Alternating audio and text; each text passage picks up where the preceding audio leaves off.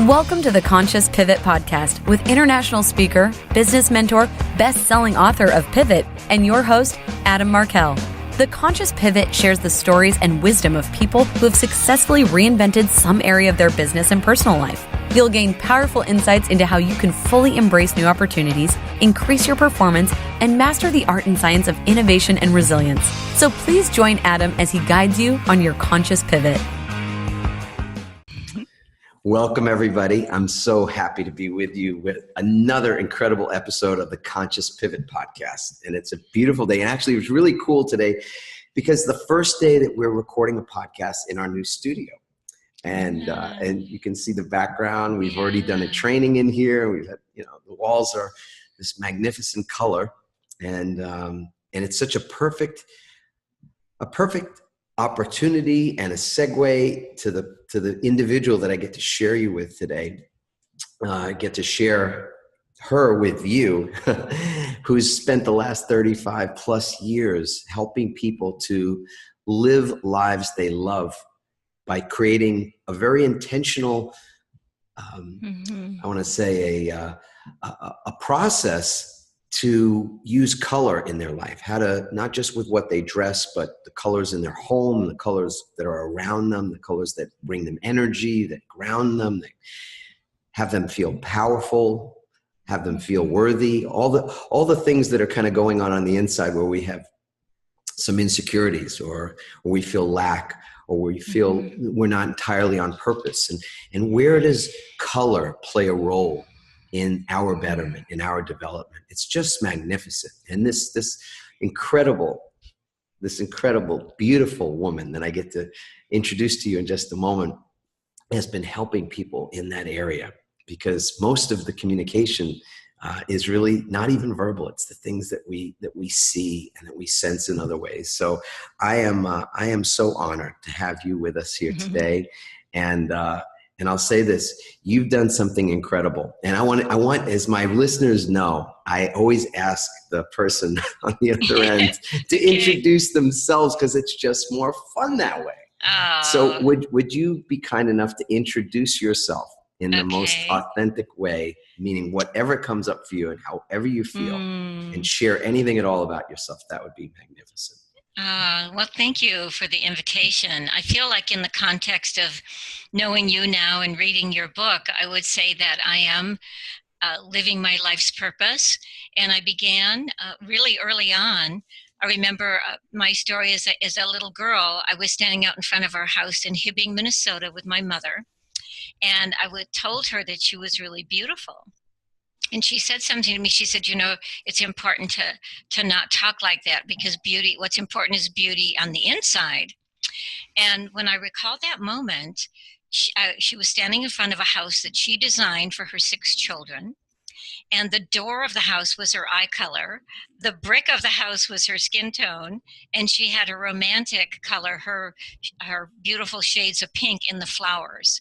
And I probably was about 6 years old. Right. And so at that moment, I had this experience of authenticity, and then this dialogue of like, well, gee, it's what the inside that counts. Well, what if the inside and the outside are the same? What if they're aligned? What if the essence of what I'm experiencing of you is on the exterior of the body as well as the interior? And so that really started my life. And I was trained at Bloomingdale's, and one day a woman came up to me and she said, I'd like you to help me with my personal style. And I said, well, the coat department is over here. And she said, no, you're not hearing me. I want help with who I am and how I need to dress. And I realized, well, I don't know that answer. And that became my quest of like, why, I've spent 10 years in the fashion industry. Why I'm not learning about who I am? And I realized, of course, the answer wasn't there. And my life's work came from living in an ashram with Muktananda, I know, right, in the early 80s. And I had wanted to be married, and we had decided 3 days before the wedding to cancel. But we still loved each other, so I went to join him. And of course, I thought I was going to move in, and he dropped me at the steps of this ashram. And so Muktananda was really the person, really a spiritual teacher. My roommate moved in, and she said, I've had my colors done. And I said, well, What does that mean? And when she held them up, I realized I was experiencing who she was. Wow. And it wasn't just about what she was wearing or how she looked. I realized that the human essence lives in the way that we are created physically. Like Mother Nature has thought of everything. And I remember my teacher used to say, we're not thrown here by mistake. There's this master design to the universe that Mother Nature has given us, and we're part of that. So as part of that, there's a synchronicity to us. There's an alignment. There's a balance that directly comes from Mother Nature. So I get to be her diplomat. So Jennifer Butler, is it fair to say that you quote, found yourself? I know that's a cliche. You found yourself in Bloomingdale's. I did. Isn't that amazing? That's a pretty funny tagline, right? I know, it is. Right? I found myself in Bloomingdale's. There would probably be a lot of men and women who would think that's a pretty cool place to find yourself. Yeah, right? exactly. Yeah. Or the question, right, to lead me to find myself, and then the extreme of giving up all of fashion and living in this ashram, dropping all knowledge. And when I interviewed with my teacher, I was very excited because she was the originator. And when I walked in, I said, I've been trained at Bloomingdale's, and I noticed that she was really quiet. And she said to me, well, that's about image, and I'm about authenticity. And that really, really struck me because I realized that, she's right. I was trained in image and how people should impress themselves and each other, not in who someone really was. So it's amazing. The training for me is almost deconstructing myself and looking at the way that I was seeing myself. And was I willing to be authentic? Was I willing to be real? Was I willing to be seen as a person? Or was I still caught up in not trusting myself? And that's a really important question when you have your colors done, because I'm giving you the colors that are intrinsically your DNA map of yourself. And it would take me 6 hours to paint the colors. So I'm trained as a fine artist, but my background is sociology and art history. And then recently I've been studying spiritual psychology at the University of Santa Monica. So for me, it's been a spiritual journey. Yes. Yeah. For all of us. I know, right? What other journey is there, really? Exactly. Interesting. Exactly. Wow. Yeah, this idea, what a great dichotomy. The fact that when you're in a beautiful place like Bloomingdale's or some other magnificent store. Was that Bloomingdale's in New York, or was it on the? Yes, it was in New York. Yeah. So I'm a native New Yorker. I love it. Yeah, living in San Diego. So, and I wouldn't live anywhere else at the moment. I think this is the most amazing place. And at the same time, there's nothing at all will ever be like New York. And that's a flagship store. That's an iconic place. Yes, it is. Yeah. Yeah, and I was there at a very important time because designer was going into ready to wear. All these designs were becoming more available to the public. It was a really, really important time in fashion in the 80s. So that's when I was there, sort of in their heyday, and they sort of became more important than Fifth Avenue. So it was a whole kind of cultural thing that I got to experience. And then, having had all that, there was this moment like, oh, is this everything? And then I got a phone call, and it would have been, in the early 80s. And this woman at the other end of the phone said, is this Jennifer Butler? And I said, yes. And she said, well, I am going to be putting together a very important meeting to end world hunger. And I need to be dressed, and I'm wondering if you can help me. And at that point, I hadn't really done that for people, but I just found myself saying, yes, I can help you. So she flew in, and we went to 7th Avenue together. And what was amazing, I thought, okay, we'll put her in navy. Navy in front of 200 people is really good. It's commanding. And we couldn't find anything in that color. And what we found was her skin tone, which is the color of fellowship and intimacy. And on her, it was a beautiful shade of pink. And we both looked at each other, and she said, okay, guess what? I'm bringing all these hunger organizations together that have never been together before. And it set the tone of the whole event just by wearing that shade and that color. And so I was convinced after that. I said, all right, I got it. Yeah, you're onto something. I have to learn this, right? So it's fascinating.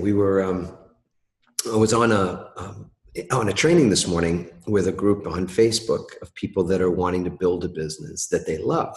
They want to be in a business they love versus sort of being in a business that you do because it's out of obligation, for example. And a mutual friend, a dear mutual friend of ours, Trina Watt was on, and she was commenting below about that. You know, I think it landed. It hit. It was pretty poignant for her that sometimes you're in a business or doing something out of obligation versus it being more of a right livelihood. And and what does that, what does that look like? And so it sounds like you had a pivotal moment. And I know you've read the book Pivot.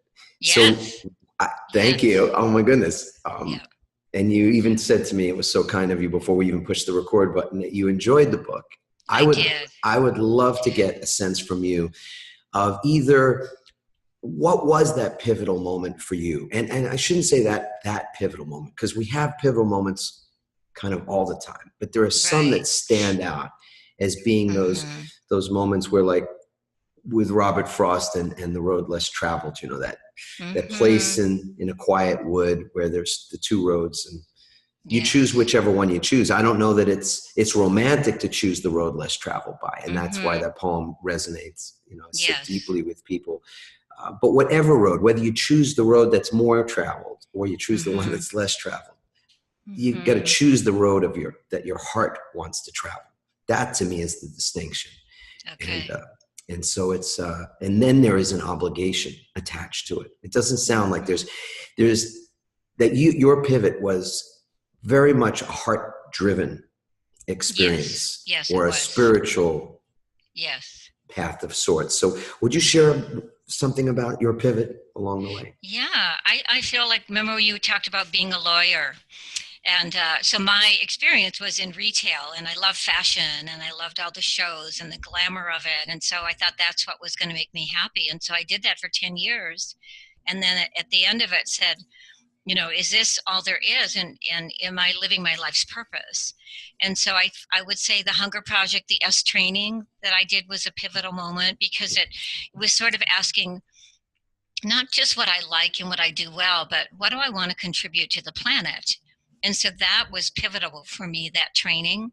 And that I took in 1978. So I was sort of primed, to kind of leave the fashion industry, because I realized I was not living my life of contribution.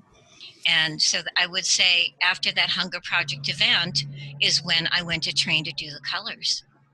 And that would have been the pivotal moment of realizing, I think I asked myself the question of, if I'm born with an innate purpose, what is the way that I can give the biggest contribution to the planet, if that's really why I'm here?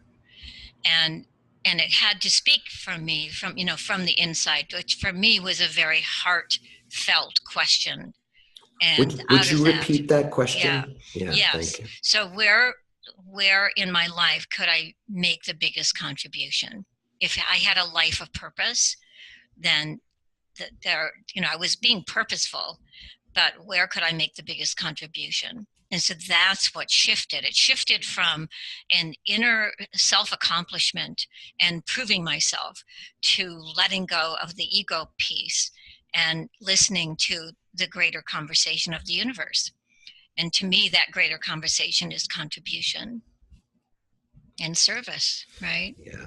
And it is a letting go. Yes. Right. Like you say, letting go of proving and letting go of ego. It is, because, when I started doing the colors, I didn't have a color system. I have over 4,000 colors. So here I am, like, letting go of everything. I let go of all my jobs, and I was doing personal shopping. And then someone in the ashram wanted their colors done. And so what I did was I kind of painted everything, and then I went to shop for fabrics. And so that started, and now it's over 4,000 colors, but it started at 0. And, again, it was just that thing where I know that I can trust, because I felt from a very deep place inside me that the universe was taking care of me. Yeah, it's interesting. Is your sense of trust, of self-trust, one of because the universe is taking care of you, or is it because you are the universe in many, or somehow that the universe, that you yourself are a Or the universe. trustworthy being. Yeah. Yes. Yes. The spirit has always been a really important part of my life. My parents, we belonged to many churches, but it was all about the community and the fellowship. It wasn't about any kind of religious dogma. So I've always had a really good relationship with religion. So whenever I traveled, I would go to all the churches and give a blessing. I feel very divinely guided by the angels and the Blessed Mother. So that's been a very important part. And then it's interesting, in 1968, I went to India. I was there with the experiment in international living. So that would be another important piece, right? Ooh, tell us about that. Yeah. Well, I was living with an Indian family. So I had and I wanted to be kind of this ambassador of the country and become part of the community. And that was interesting because in India, they want to know about you as a United States citizen. I was trying to become one of them, and they wanted to know more about me and my role in the United States. But I loved living with the family, and it just taught me about the universality of everything. And, we would go to a community event in India, and then they would want us to sing an American song. And so we would sing, remember the song from King and I, Getting to Know You? They would just loved us kind of representing our own community. And of course, they wanted to know why people were living together and what was happening with our culture. And they loved Kennedy at the time. It was a very, it was a good time of very good relations and mutual admiration. Yes. Because to me, it's a very feminine country, and everything, every time you turn around, it's of spirit. So, and the beauty and the colors there have always, in fact, I'm wearing an outfit from India, right now. And when you say it's a feminine country, I'm curious about that. And you know what? I remember before we turned on the recording, you were sharing a little bit about the colors you're wearing and why you're wearing them. And yes. I want folks to hear that, since that wasn't. Yeah. Okay. That was great. Well, I think in India, because there's so many people, you have to have an allowing of space.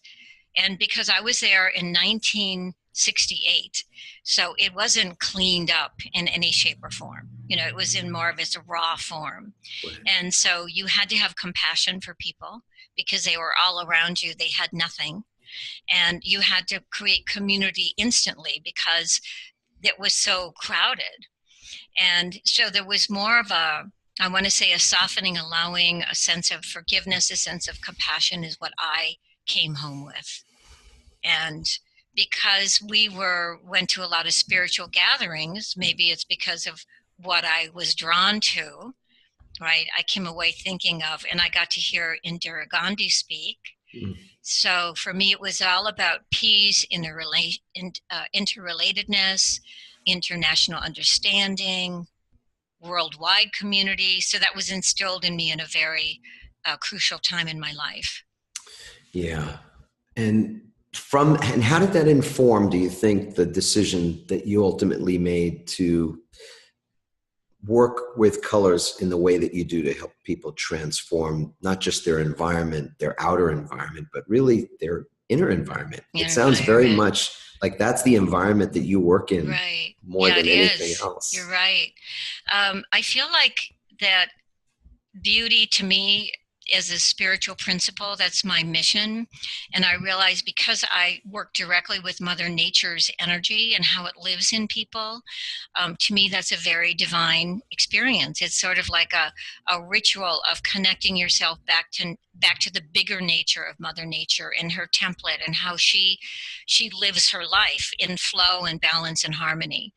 And so because I had to learn that fundamental in my work, it's really how I do a palette is what is the essential nature of this person. So it's not how they look to me.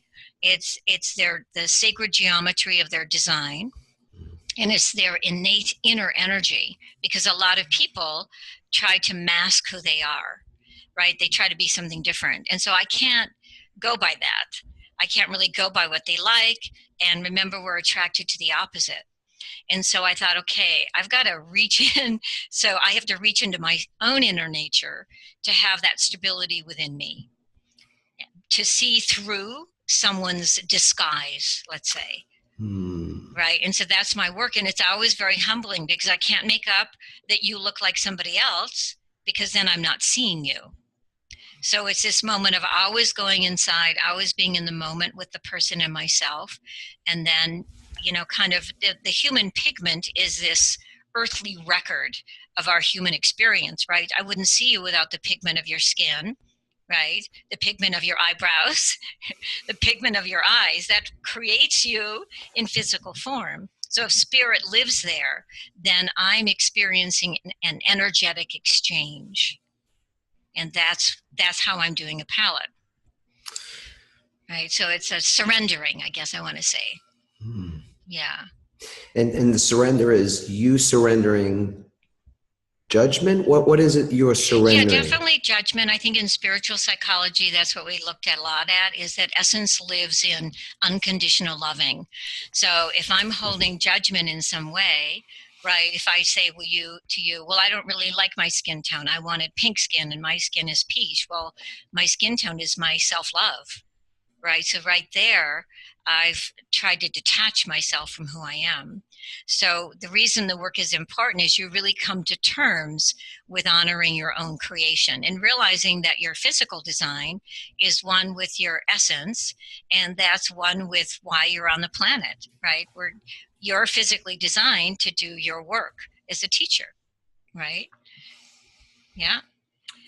And so the psychology of color, what we're talking about is that today I'm wearing my support color. So when I do a color palette, there's this whole range of colors that we give you. So the support color is the color I wear to be there for other people. And then I'm wearing my eye color, the gold, which is the mirror of the soul and balancing in nature. So what for you as a trainer, you'll say, well, what is my basic intention on the first day of this training? Is it to have people feel comfortable? Is it to have people feel challenged? Am I kind of balancing the room? Then it might be your eye color, right? At some point, it might be your power color because you have a really important message to get across and you want to have that sense of authority in the room. That's a power color. So there's a whole range we give you to get your message across. Yes. Yeah. Describe a little bit what that process is like, how it is that you create that palette for people. The palette? Yeah. Well, first of all, I'm trained to paint it. So when you paint something, you get to the very core combination of colors that create the skin tone. So let's say your eyes are in the golden brown family, and you say to me, well, my skin is olive. Well, part of olive is combining gold with purple. And then your skin tone shows up. So I have a whole class that Trina just did, right? It's about painting your own skin tone and then going to the museum and recognizing it and then practicing it in what you wear. Because every day we get dressed and have an intention in the world, right? So what we were talking about, the walls of your office, the intention is, and to me I'm seeing kind of an orangey amber color. So the intention is from the root chakra, right, which is power.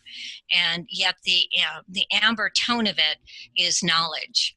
So power and knowledge is what you've created as the baseline of your training with your staff.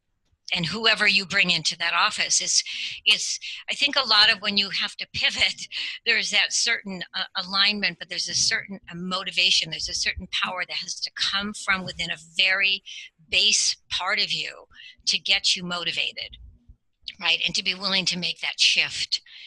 And you're shifting emotionally, as you said, right? I'm shifting psychologically, but it definitely is a pivot. And I feel the reason your book is so timely for me is that I'm making a new shift because I work with people privately, but now how do I get this message out internationally? I have people right now who fly from all over the world to see me, but how do I get so we have now teaching modules that we have created for people. And this is a way that it's a template that I followed to teach people. And a lot of people understand by contrast. So if I say to you, okay, here's your skin tone, and here's a skin tone that's too dull. Here's your skin tone, here's a skin tone that's too bright. then what happens is the mind and the body and the visual attunement catch on, but they catch on through contrast, right? It's like the before and after that are so powerful. And you spoke earlier about something that's really important to me, which is important to me personally, but important as the sort of the most important thing that I want to teach. Okay, or to help people with. So the Okay. most important thing, the core for me is self-love. Yes. That people will, that everything, all roads will lead there. Not, Yes. And to the extent that, let me scratch that. That's an old lawyer expression. I actually really despise that. It's okay. So it just came out of my mouth. I have 5 brothers, and some of them are lawyers, so but you know I appreciate what? it. It's sort of a filler, and I just realized as that was coming out of my mouth that it was filling space, and I didn't need to fill space. So, okay. Self-love. What can you say about colors and self-love, and how the work that you do with people helps them to experience some greater understanding of their self-love? Well, I think it's fundamentally what happens out of the work. So one thing we have to look at is the mind is constantly stimulated. After you get yourself together for the few minutes in the morning, then you're open to all these stimulations outside of you, and particularly in this country with the media and the internet, right? There's such a strong stimulus. So there's a strong pull to go outside ourselves for the answer. And of course, you and I know that the answer is never outside ourselves, it's always within. So that's fundamental to this work, is that sense of self-love, that you're going to wear your skin tone to love yourself, that you're going to wear your passion color to celebrate life, that you're going to wear your basic neutrals that are the foundation of who you are. So it's a kind of a turnabout, because the world lives by being attracted to its opposite. Polarity. Right? It lives in that polarity. And so given that polarity, I have to bring myself home. So when I realized, when I had my colors done, I thought, why didn't I figure this out? I had 10 years in the fashion industry. I had all this opportunity. If anybody, I should have been the one who had gotten it, right? But when I looked at my closet, there was my whole family's colors in there and all of my friends. There was none of me. And I finally said, were those the opposites? Is that what that was? Yeah, They were the opposite. And there was my physical proof. So when someone says there's a closet full of clothes and nothing to wear, there probably isn't, right? Because we bought that. We bought into the attraction. We bought into, it's better over here, opposite of me, than it is to myself. So there's this core self-trust that has to show up, a commitment to yourself to do my work. Because I'm going to give you yourself. And then there's this gap, like, you gave me green. I don't really like green. That's my eye color. But green is the power of money, and green is your power of negotiation. So there's this shift in your self-talk that has to happen. Like, number one, I'm committed to myself first, right? That's what I had to say. Well, gee, why I have to be my own home base? I have to come home to myself. I have to arrive at my own door, looking in my own mirror, and smile at my own self, welcome myself to myself.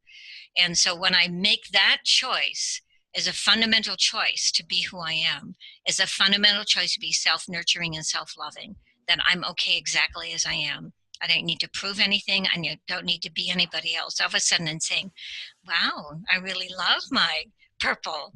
I really feel good in this color. I feel like I can settle down. I feel I can be there for others. Yes. So a new conversation begins. So the purple isn't a color that you're attracted to as you're wearing it. It's a color that's you. Yes. And so it's not a polarity. This is, what's the opposite of that? What would be the word to describe how you would describe it not being polarity, but being the word that is it came truth? Up, is it? Yeah, a truth, authenticity, I would say, right? I'm committed to my own authenticity, and I really trust that how I've been created is, like the universe always didn't stop at my door and say, well, everybody's going to be beautiful, but you, Jennifer, Beautiful, I'm so beautiful, sorry. beautiful, beautiful. not beautiful. I know, right? Exactly. So, Right. I drew the bad card or something, and that's not true. I mean, really, when we say it, it's kind of a funny statement to even make about ourselves. It So, is. if I know that the universe created me with divine inspiration, then what does that really look like, Yeah. right? So, it's this inquiry. It's like this fun game that I can play. Like, oh, okay. So within that, I can be all these different parts of myself, right? I can be on my first date wearing my skin tone. I can be on stage wearing my power color. I can be with someone I love and celebrate their birthday in my shade of red. So it's all about wearing my own coloring to celebrate who I am and then celebrate the world around me.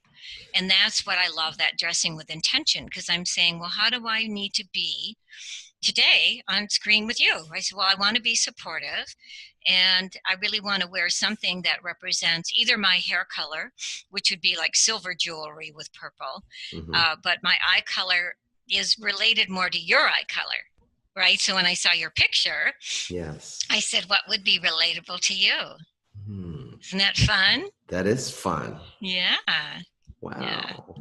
It's a whole new language of being, realizing that color is an access to being who you are. Yes. And it's the intentionality that's it's Yes. among the things that are so powerful. Yes. Right? Yes. I want to say something else about my life's work, because I grew up in a brother of five brothers. And I was the only girl, or am the only girl. Three brothers are older and two are younger. So I was definitely the harmonizer. So I didn't really think of myself as, okay, I'm going to be out in the world. I'm going to be a presenter. I'm going to really own my power. It was the opposite of that. And so when I had my colors done and I was told I was a winter, I thought, oh, that's not really good news. That's really being out there. It's high profile. It's being the hero as the man. It's being the heroine as the woman and the priestess, and really powerful in my own right, and dressing in these vivid colors. And so I had to come to terms with that. But once I did, it didn't help me inform my gift, right? Because I wasn't trying to hide out in any other place. Right. Right. And you described it as a season as well, which you haven't said so far yet. And I know so would you share a little bit about where the seasons come into play? Well, I'd like to share the inner light, because that's my love story about Mother Nature. Beautiful. I know, right? So she's given us this love story, and it's like a fairy tale. So in spring, the spring archetype exudes the sunlight. And the sunlight archetype is really our country on a good day, right? We're the cheerleaders of the universe. We're the youth culture. We're, we're really about inspiration and upliftment and the simple solution. Then we move to, and so it's the process of renewal. Then we move to Mother Nature moves to her sustaining energy, and that's summer. And that's people who are lit within by the twilight energy. So it's inner light. It's an inner light that comes alive when you're wearing your coloring. So that's the agreement you have with the universe, right? You have to wear my coloring, and then you're lit from within. And the twilight is all about softness, receiving. The intensity of the heat fades the color. And so it's almost like the English mist, right? The fairy tale of the gentleman and the princess and the lady. It's really true. It's really alive in us. And then after we have the sustaining energy, we move to the harvest of autumn. The autumn is lit from within, from the firelight, to get that fire going, to have the crops harvested, right? So it's an energy of harvest and abundance and leadership and manifestation and appreciation and thanksgiving. And then we move to, I think you might be the same as me, where we appreciate mastery. We always are learning that nobody else cares about perfection except us. And one of our life lessons. And the winter man is the hero, and the winter woman is the priestess. And we are lit by the moon. We're the inner mystics, right? So we have this power of really looking within ourselves. We're naturally in a more meditative state. That's why meditation every day is so important for us. Right, because we go to that stillness within, where our power resides, where everybody power resides. But it's a very strong conversation, because the moon is at a distance from the earth. So it's sort of this advisor, but at a distance, carrying the big vision. So that's the story. We have this creation of spring, the sunlight, the sustaining energy of summer, the twilight, the manifesting of autumn and abundance in the fire, and then the moon, the inner moonlight. And so when you reside in your zone, right, in your archetype, in your tribe, and it's my rite of passage, then I'm all seasons, right? In the human experience, you could relate to everything I said, but my rite of passage and really what I'm in charge of on the planet is the moon energy. So, and that's what I need to own in order to be authentic. Residing in your zone. Yes, right. That's your zone of greatness. That's the zone of authenticity, right? That's my zone of contribution and service, is that. Right? Oh my goodness. And so when someone knows they're a spring, they realize, gee, I'm a cheerleader. My job is to bring joy and simplicity to any situation. The summer is, I want people to appreciate the process of life and slowing down and having this deeper, softer listening for each other. And the autumn is teaching us all about, like, gee, there's a win-win in the world. We can all have it. There's an abundance for everybody. So, we're teachers in every season, but it's sort of like if I tried to be the spring template, it wouldn't be authentic. But what's interesting in my family dynamic is that's how I was raised, because my mother lives in heaven now, looking down at us today, Miss Maxine, and she's the spring, right? So I was trained by somebody to be somebody that I wasn't, because we always pattern ourselves after the men after our father, right? Yes. And the women after our mother. So the colors was so important to bring me home to myself. There's lots of psychology in this work as well. Yeah. And the winter, you were summarizing, and the winter is? Yes. The winter archetype, we call the men the hero, right? And the women the priestess, the love of perfection, but the love of mastery. It's like the master teachers are winters. We look at the bigger view, like in the new year, right? We're ending the new year. So what did we learn, right, this year? And how do we want to be in the next year? Yes. That's kind of on our watch, is who do we want to be in the world, right? Yeah. Now, this is a much bigger topic, so we won't take on this one. I'm just curious, how much does the time of year that you're born, the astrological component play a role? And then, my dad studies I think it's the 9-star key. There's so many different ways. The Enneagram, right? Enneagram, to look at when you're born and all that kind of thing, year and that sort of thing. But how much does that play a role in those seasons? So the person listening now. I'm born in June. I'm born on June 18th, but I'm still a winter. So you're Gemini? Yes. Our daughter Chelsea is a Gemini, so I know that sign well. I'm a Pisces. I'm born in March. Okay. So I feel like there's a bigger part of the astrology that I don't know yet that connects us to our season, but I don't think it's the main one, because we've asked a number of people I've asked that through the years. I wanted to know the astrology because I know it relates in some way, but we haven't discovered the tie-in yet. Beautiful. Because I appreciate it's all a pattern, right? Astrology is a pattern of the stars and how they inform energy, and so is Mother Nature. So I feel we're very aligned, but I don't know the dynamic of that yet.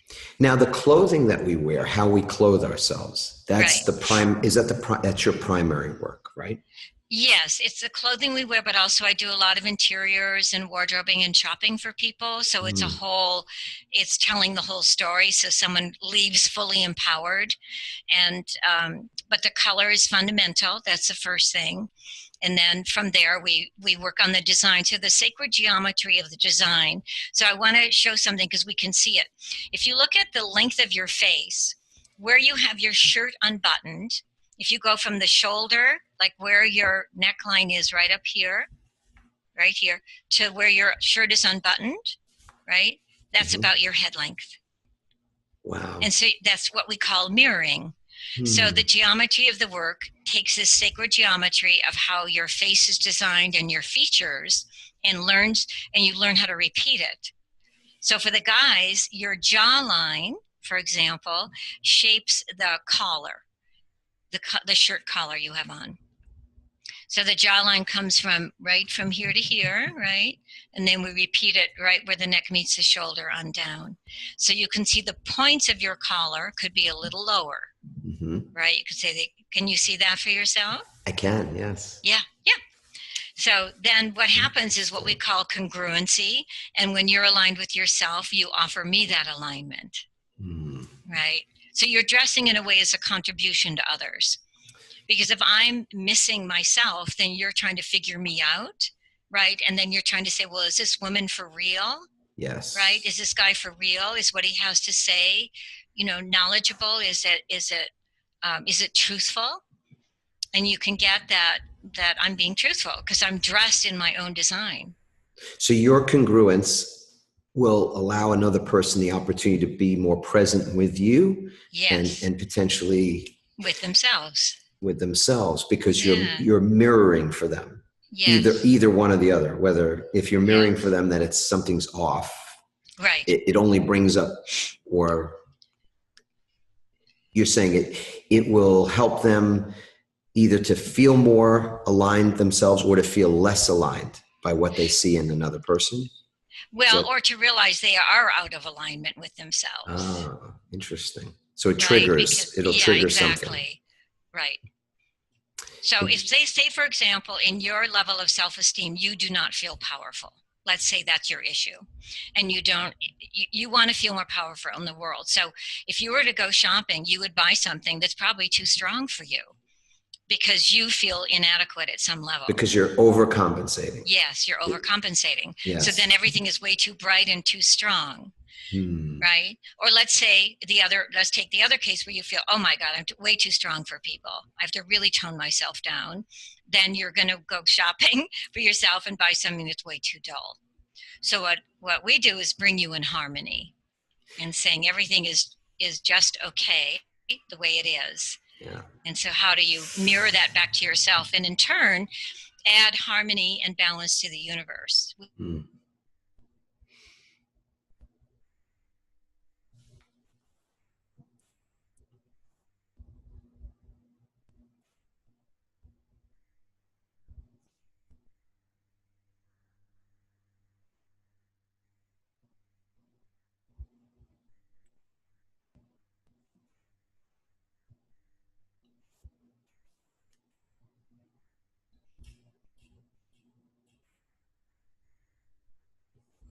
Jennifer?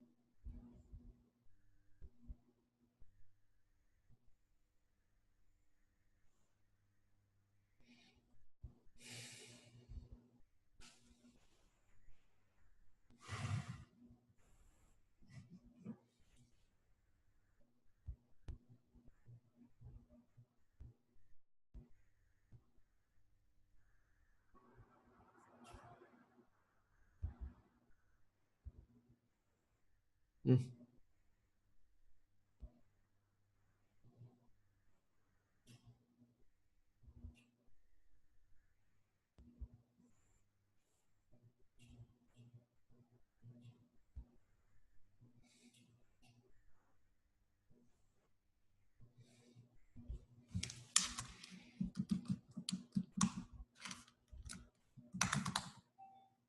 Here we Oh my are. goodness. Okay. So it looked like the internet may have gone out just a little bit there. Yes, a little bit there. We'll edit around that. That's not a problem. Okay. Yeah, Thank terrific. you. So here's what I would love to do. We'll pick up right where we left off. And it's so funny. I just looked at your website. And when you were talking earlier, I wrote down true colors, that idea Oh, that to good. find Yes. truth inside, that the colors are such a big part of that. I'll say this. Oftentimes, it's my wife who will shop for me, and she buys me things that I wouldn't necessarily, buy myself. And Right. I take. So when you try on clothes, when you see yourself in clothes, Right. is your instinct usually the right instinct, or is it usually that it's not necessarily, that accurate in terms of? For me, I know this is strange because it looks like I'm looking at a visual, but for me, I train myself to look from the inside out. And usually when we put something on, we're reacting. And what I've trained people to do is respond. So you might say, okay, does this color mirror my jawline? Does this color does this color enhance me? Does it make me look alive? Right? So you ask yourself these questions because we're sort of like, I want to be comfortable and I want what's on sale. Right? That's our criterion. So we have to come at it from a different place. Right? A different level of intelligence, which is, does this color make me look alive? Does the shape of this collar mirror my face? Right? Like I'm looking at your watch. Can you see? I'm looking at your watch right now. Mm-hmm. So if you said to me, I need a new watch, I would say, well, buy an oval or rectangular watch, like the pendant you have on. You have a rectangular pendant on. Yes. Right? And that's matching the length of your face. Mm. Long equals long. I'm asked about that pendant so often over the last 8-9 Right. years. I mean, Yes. Anywhere in the world that I've been, people have asked about that. Yeah. They've inquired. Exactly. And you use the word inform, which is in the word information, right? So it's to be informed is so important so that you can respond versus react. I love this amazing book, which every opportunity I get, our listeners know for sure. I'm going to say it again until everybody gets this book and reads this book. It's The Presence Process by Michael Brown. It's a beautiful book about that in many, among other distinctions and things that are really informative in that book is where we react versus respond, where we're in reaction and what that is that's producing reaction versus or I think contrast. What you're learning to do is really be present with yourself, right? With this work. Right? Because I'm giving you the colors that present you to yourself as you really are. And so when you're shopping, you're saying, okay, let me presence myself with myself. And is my choice an honoring choice? Is it honor my coloring? Does it honor my strength? Does it honor, my authenticity? Right. Is it a representation of my true self?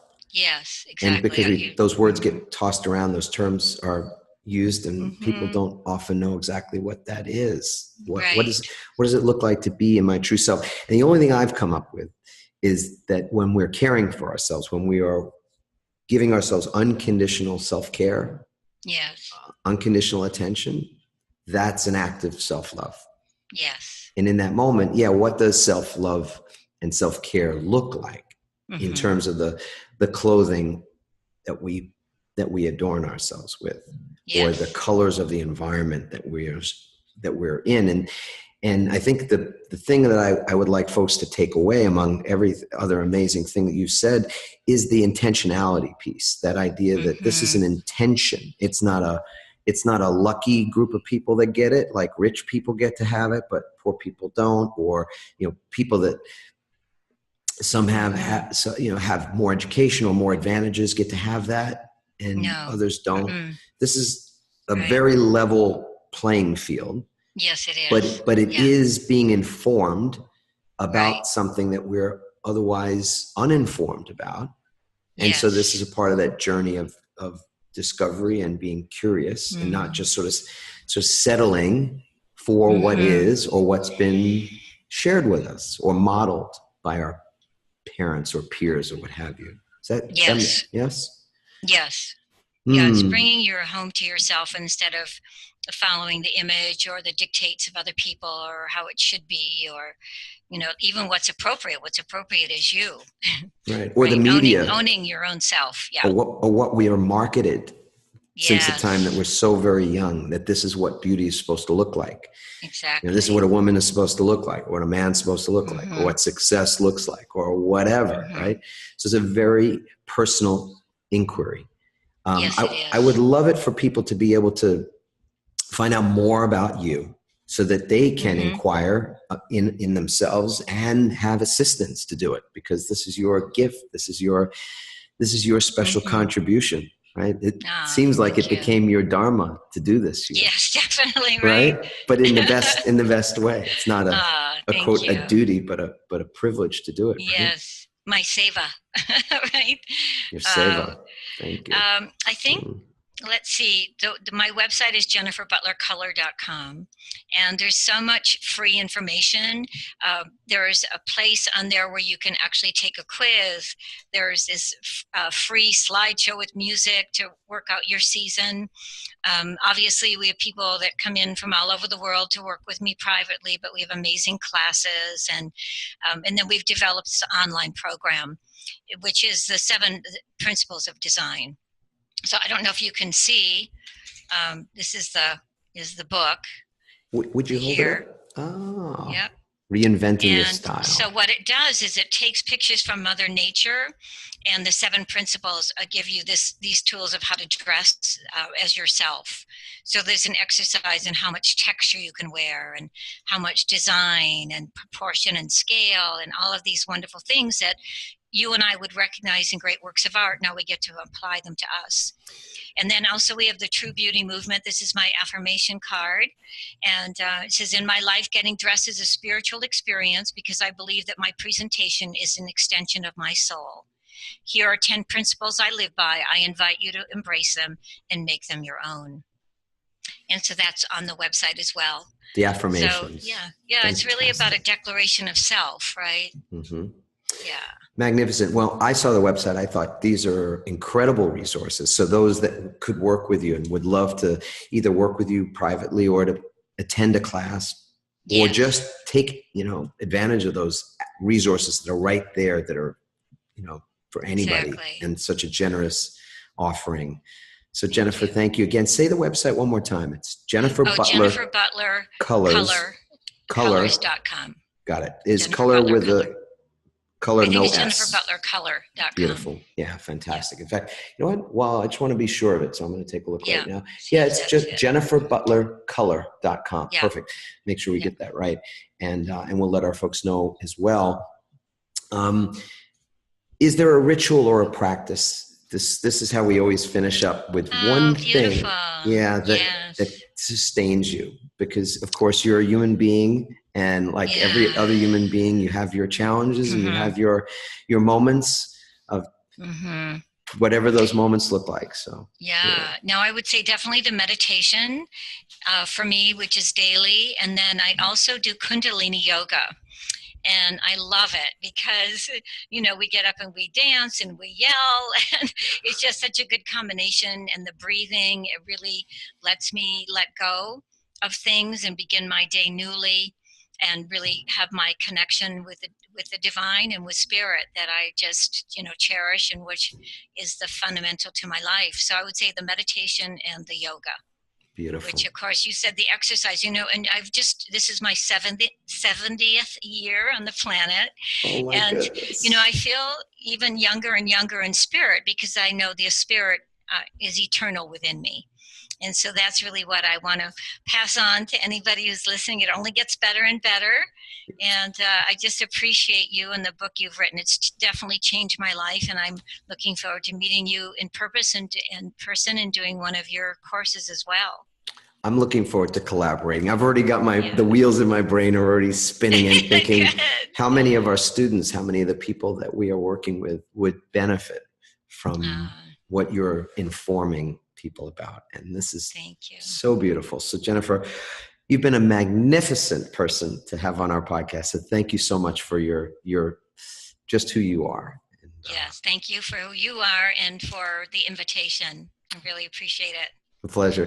So for everybody that's listening, watching and listening, maybe even, definitely a spectacular podcast. So, I mean, it's just opening up a whole nother vista for how it is that you can care for yourself and be the recipient of yourself, of self-love, which then produces self-trust, and to walk in the world with full trust in yourself and trust in spirit, to be in spirit. And we're all divine. And in your 70th year, you are out picturing quite a spirit. So what a blessing.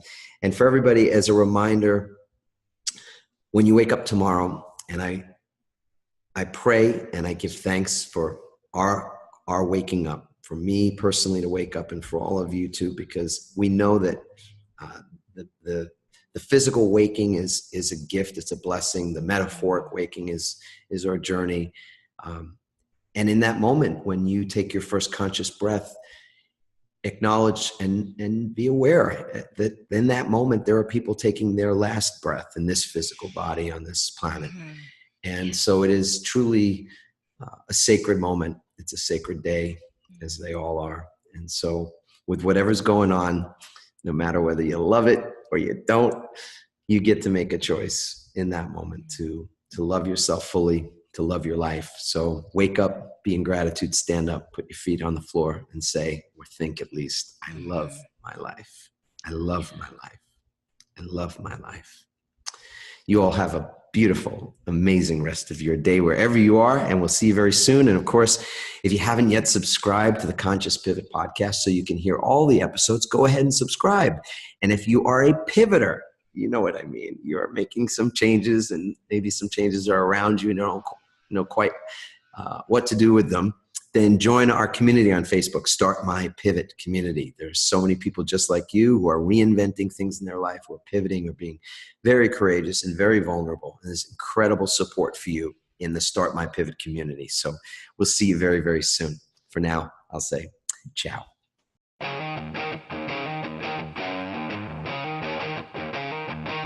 Thanks for listening, everyone. We hope you now have the tools and greater insights to navigate your own pivot. Help us inspire others by sharing this episode and leaving your comments over at adammarkel.com/podcasts. For more tips, strategies, and support as you consciously pivot into a new business and lifestyle you love, join our pivot community on Facebook at pivotfb.com.